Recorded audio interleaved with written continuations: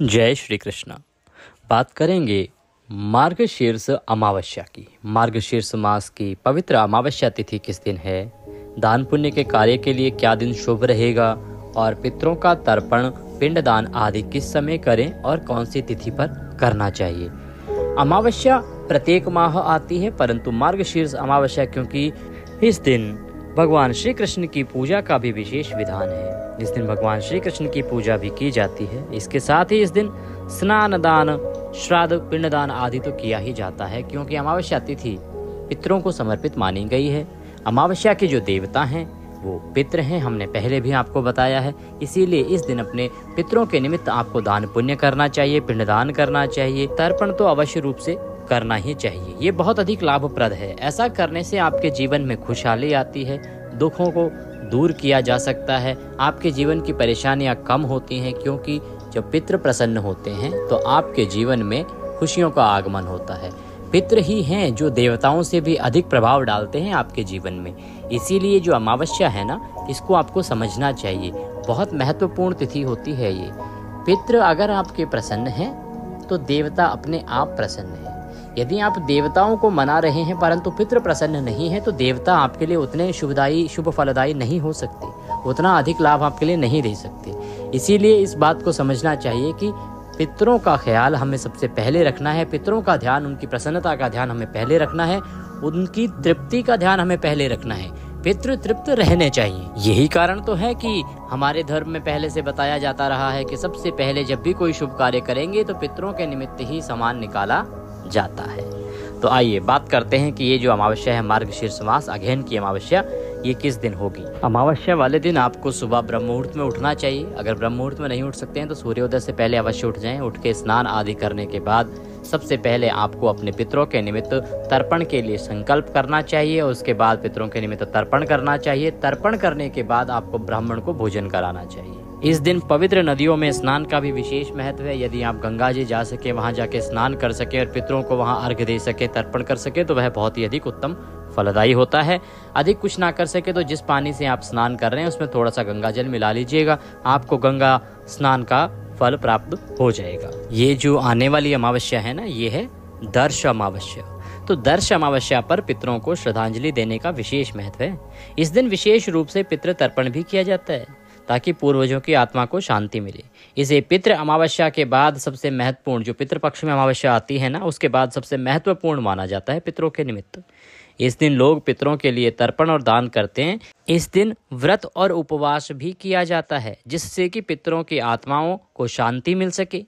दर्श अमावस्या की रात में दीप जलाना भी एक प्रमुख परंपरा चली आ रही है। अमावस्या की रात्रि को घर के मुख्य द्वार पर तेल का दिया जलाना अति शुभ फलदायी होता है। उठने के बाद स्नान आदि करने के बाद सबसे पहले अपने मंदिर की साफ सफाई करें, वहां पर पूजा पाठ करें। पूजा पाठ करने के बाद आपको पितरों का तर्पण करना है और ब्राह्मण को भोजन कराना है। अगर आप ब्राह्मण को भोजन नहीं करा सकते हैं, क्योंकि सभी के लिए संभव नहीं है, ना तो हर जगह ब्राह्मण उपलब्ध है और ना सभी के पास इतना समय है, तो उस अवस्था में आप क्या करें, बाजार से कुछ सामान ले आइए, एक दूध का पैकेट ले आइए, कुछ फल ले आइए, उसमें दक्षिणा आदि रख के वो किसी ब्राह्मण को दान दे दीजिए, मंदिर में दान दे दीजिए। इसके अलावा आप सीधा भी निकाल सकते हैं। वो कैसे कि जैसे आपने आटा निकाल दिया, 2 आलू उसमें रख दिए, थोड़ा घी डाल दिया, थोड़ी सी चीनी रखी, उसमें दक्षिणा रखी और वह मंदिर में दे आइए। पर यह ध्यान रखिए कि जो पितरों के निमित्त तर्पण का जो दान है ना, ये दान जाएगा ब्राह्मण को ही, ऐसा नहीं कि आप किसी को भी दे दें। ये दान ब्राह्मण को जाना चाहिए, मंदिर में ही जाना चाहिए। ये दान पुण्य का कार्य करने के बाद अपने दैनिक कार्यों में लग जाइए। बस इस दिन आपको कुछ नियमों का पालन करना है। पितरों के निमित्त आपको मन को शांत चित्त रखना है, अपने पितरों को याद करना है, उन्हें नमस्कार करना है और उसके बाद दिन में भी अपना जो नित्य नियम है उसमें शालीनता और शुद्धता का ध्यान रखना है। इस प्रकार से आप अमावस्या का दिन व्यतीत करें। जो माताएं बहनें इस दिन अमावस्या का व्रत करती हैं उनके लिए यह दिन बहुत शुभदायी माना जाता है, तो आप इस दिन व्रत भी कर सकते हैं। ये बहुत ही अधिक पुण्यदायी रहेगा। अब बात करते हैं कि जो अमावस्या है ना, वो है किस दिन और आपको ये सब करना किस दिन, क्योंकि अमावस्या तिथि को लेके बहुत ही संशय की स्थिति है। तो अमावस्या की जो तिथि है, अगहन मास की अमावस्या, वो आरंभ हो रही है 30 नवंबर को सुबह 10:29 से और ये समाप्त होगी 1 दिसंबर को सुबह 11:50 पर। अब ऐसे में अमावस्या करनी कब चाहिए? देखिए, सूर्य के मुख से अमावस्या का होना उत्तम माना जाता है। 30 तारीख को अमावस्या क्योंकि 10:30 बजे के आसपास आ रही है, 10:29 पे, तो सूर्य के मुख से नहीं है। परंतु 1 दिसंबर को अमावस्या सूर्य के मुख से है और 11:50 लगभग 12 बजे तक रहेगी, तो वह पितरों के तर्पण आदि के लिए भी कार्य शुभ है। और दूसरा, कोई तिथि सूर्योदय के बाद 2:30 घटी रहती है तो वह पूरे दिन मानी जाती है। यह ज्योतिष शास्त्र का, सिंधु ज्योतिष शास्त्र का नियम है, बनाया गया एक उसूल है, रूल है, कानून है। इसीलिए इसके आधार पर हम कह सकते हैं कि अमावस्या जो है वो आपको 1 दिसंबर को करनी चाहिए, उत्तम रहेगा, शुभ फलदायी रहेगी। आपको अमावस्या के कुछ उपाय बता देते हैं जिनको यदि आप करते हैं तो आपके लिए उत्तम रहेगा। इस दिन कौओं को भोजन खिलाने से पितृ प्रसन्न होते हैं, तो इसके लिए आप जो भी भोजन बनाएं वो कौओं के लिए छत पे रख सकते हैं। दर्श अमावस्या के दिन गाय को चारा खिलाने से भी पितृ प्रसन्न होते हैं, तो आप गाय के चारे के लिए कुछ प्रबंध कर सकते हैं। अब अमावस्या का एक अचूक उपाय आपको बता रहे हैं।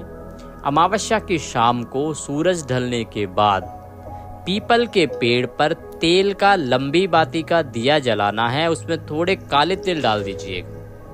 इस उपाय को यदि आप करेंगे तो आप देखेंगे आपके घर में बरकत होने लगेगी, आपके जीवन की परेशानियां दूर होने लगेंगी।